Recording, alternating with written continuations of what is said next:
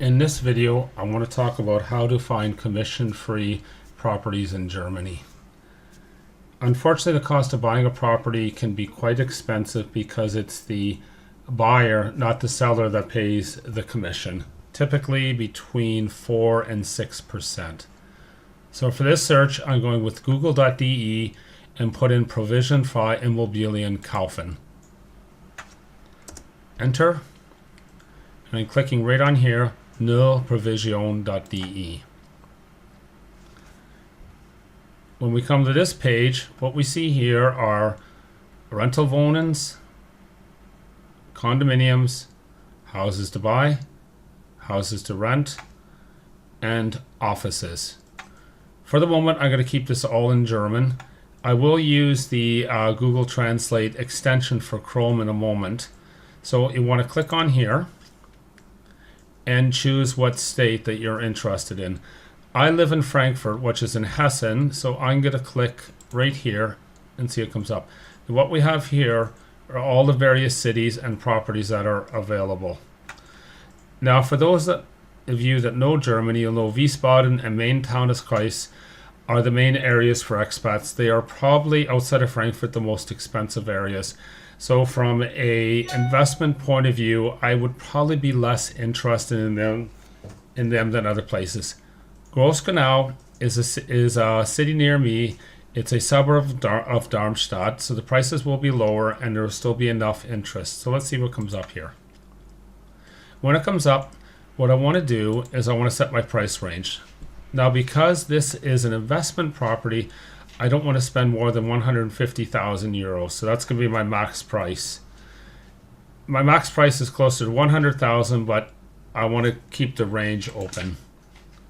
All Zimmer or all rooms, I'm going to leave that open. The size, and this will choose commission free. What we have here are 11 units available in this city right here.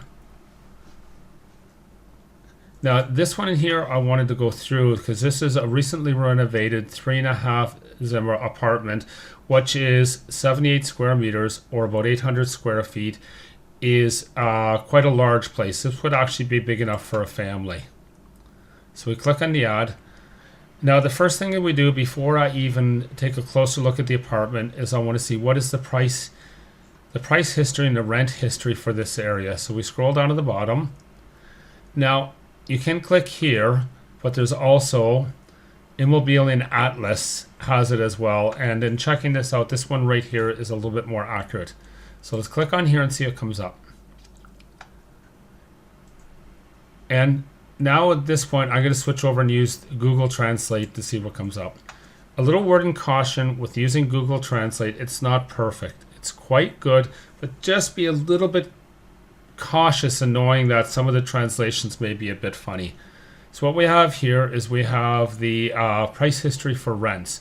As you can see, in 2014 it was 7.5 per square meter. It's now gone up to 9, or an increase of nearly 14%. We go to the next one. What's happened with house prices? As you can see, house prices have jumped nearly 40%. They were an average of about 1,600, nearly 1,700 euros per square meter. It's now increased to nearly 3,000 euros per square meter. So this tells me that this is of interest to me both from a point of view of a rent increase and an increase in house prices. So we're going to come back here. Now we're going to come back and look at this unit a little bit closer. And the first thing that I see is the price per square meter is very cheap. So I'm interested, but it's a bit of a red flag. Why is this property 50% cheaper than anything else out there in the market? I'm not saying yes, I'm not saying no, I'm saying just be a little bit cautious. So let's go up and see what we can figure out about this, what we can learn about this unit. The first thing we're going to see that it's a Hochhause. And as I talk about in my book, The Complete Guide to German Property Investment, Hochhauses or apartment buildings don't rent as well as low-rise buildings. And that's reflected here very clearly that the price is a lot lower. We come down, we see Geflecht. It means renovated 3.5 room, or this is a place for a family. The price is 125,000 and it's roughly 80 square meters. As we scroll down here, this is the part that interests me. Eigentumswohnen, 4 rooms, the 5th floor. This is actually 3 bedrooms, 78 square meters, 1 bathroom. And it also includes an outside parking spot. Now the second thing when we come down here is the price, $125,000. It's provision 5, so there's no cost to buy it.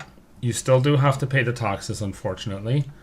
The house geld is $325 per month. Now that's a little bit on the high side, so it probably means that it includes heat.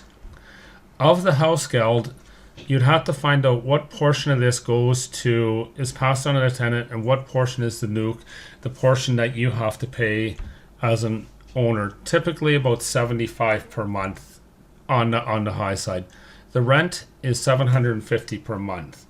To calculate the yield, we simply multiply 750 times 12 divided by the purchase price, which gives us a rental yield of 7.2%. So the rents are quite high. It's quite interesting. The second thing we want to look at is down here, and this is where I'm going to go over to Google Translate now.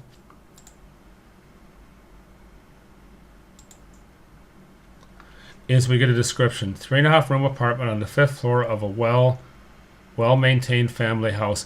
Now this is where Google Translate doesn't do as well. Concierge service is actually a Hausmeister, which is standard for any apartment more than about 10 units, always has a Hausmeister. The property was completely redeveloped in 2011, and the apartment itself is well maintained. So this is the question I have to ask myself: why is this property so cheap? So if I was interested in this and doing my due diligence, there's 2 really important things I need to do. I need to ask for a copy of the minutes, and I need to ask for a copy of the Nebenkosten Abrechnung, or the Betriebskosten for the last couple of years. That will tell me 2 things. In the condominium meeting minutes, WEG protocol will tell you what discussions have the owners had. Are they putting maintenance off? Are they willing to put money into it? The Betriebskosten will give you an idea of what they're spending money on. In a well-run unit, you'll see that number will either be flat or maybe slightly declining. If this includes both the costs that you have to pay and the costs that are passed on to the tenant. The costs that you have to pay are typically for the management company, the reserve, and a couple other small fees. If they're trying to raise the reserves, that number will be quite a bit higher.